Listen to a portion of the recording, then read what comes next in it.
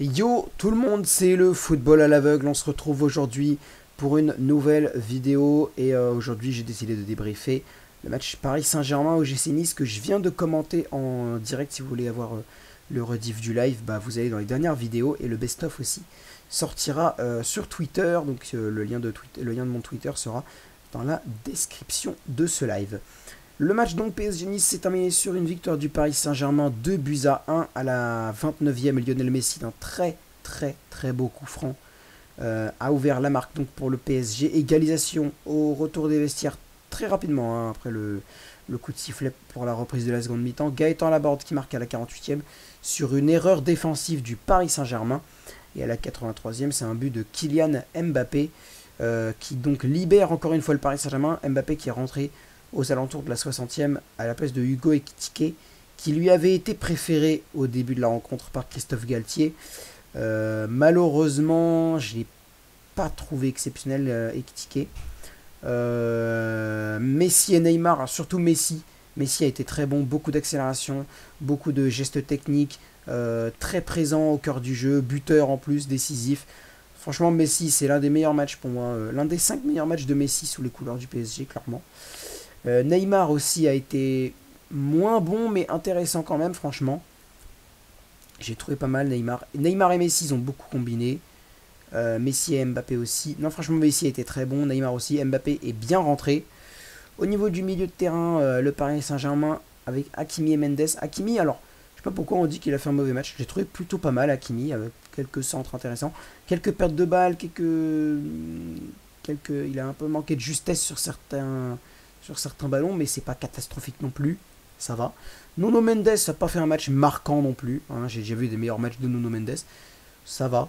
Au niveau du milieu de terrain, Fabian Ruiz était pas mal, il s'en est sorti, il a fait son match, il n'a pas fait un match incroyable comme on pouvait s'y attendre, mais il a fait un assez bon match. Vitinha a été très bon, il est décisif sur le but de Mbappé, le deuxième c'est lui au départ de l'action qui envoie le ballon sur Nordi Mukiele. Ben justement, parlons-en de Nordi Mukiele. Lui, j'ai trouvé très mauvais, avec beaucoup de pertes de balles. Marquinhos, c'était pas très dingue aussi. Marquinhos, c'était pas fou aussi. Sergio Ramos, encore une fois, c'est l'un des 3 défenseurs centraux, que ce soit Kimpembe ou Mukiele avec Marquinhos et Ramos. Ramos, c'est le défenseur que je trouve le mieux lancé cette saison. Il y a quelques petites erreurs aussi, mais la plupart du temps, il est là pour intervenir quand ça chauffe un peu sur les buts de Gigio Donnarumma, qui n'a pas eu grand chose à faire dans ce match. Ou du moins il n'a pas eu d'arrêt incroyable à faire en tout cas dans cette rencontre, bien que la défense parisienne ait été très compliquée à supporter.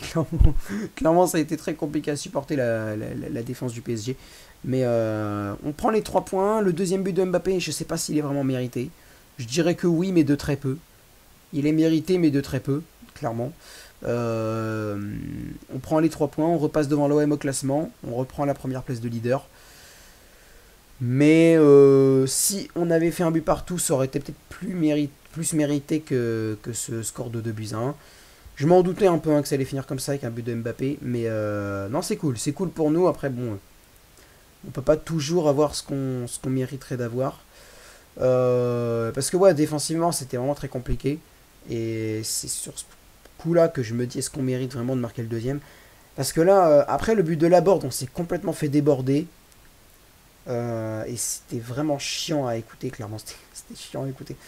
Mais en tout cas, bon, on a gagné, c'est fait. Et maintenant, ce qui est fait est fait, hein. Victoire de buts à 1, Messi et Mbappé buteur contre Laborde pour Nice. Maintenant, Paris, c'est Benfica la semaine prochaine, mardi ou mercredi prochain, avant d'affronter le Stade de Reims à Auguste Delaune. Hugo Ekitike de retour dans son enceinte à Auguste Delaune, et je pense que ça va être intéressant de voir ça.